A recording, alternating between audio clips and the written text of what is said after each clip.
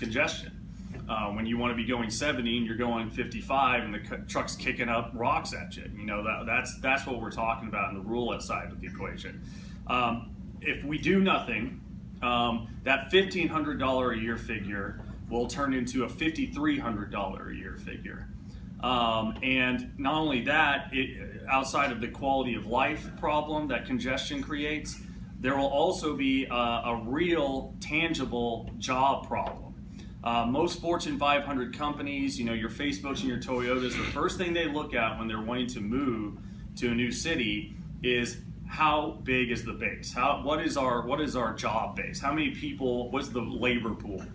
And you'll look at Houston. Let's say 4 million people labor pool we can draw from.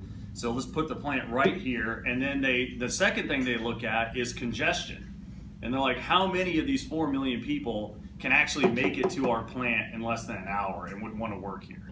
And then the worse congestion gets, that 4 million person figure turns into a 200,000 person figure, and all of a sudden it's not worth moving there.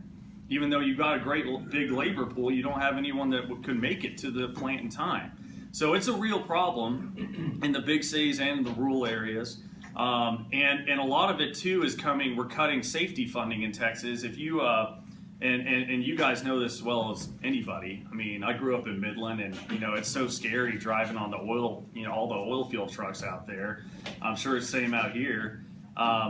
If you add a shoulder to a road, an 8-foot shoulder to a road, and a corrugated strip, the thing that buzzes when you go over it, that reduces fatalities 100%.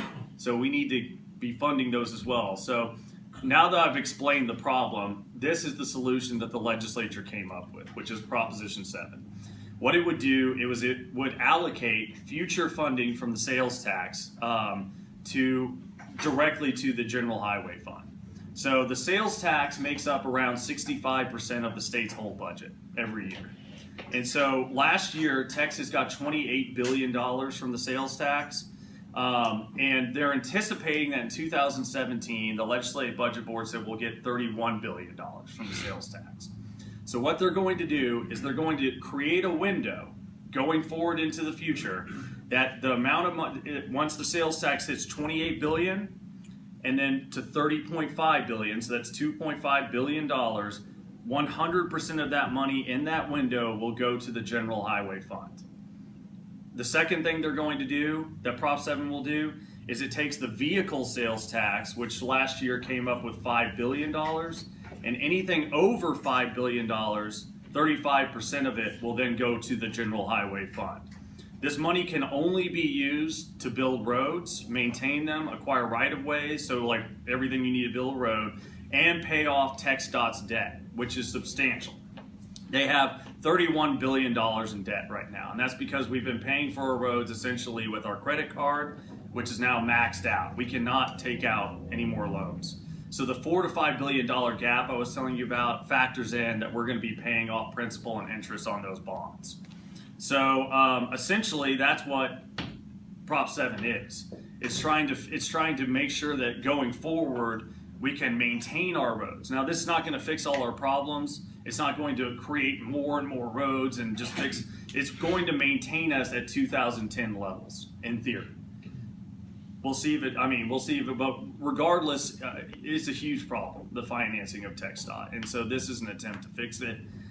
There are other solutions they could have used. They could have raised the registration fees, which are I think $67, something like that annually. In Colorado, for example, car registration is $650 a year.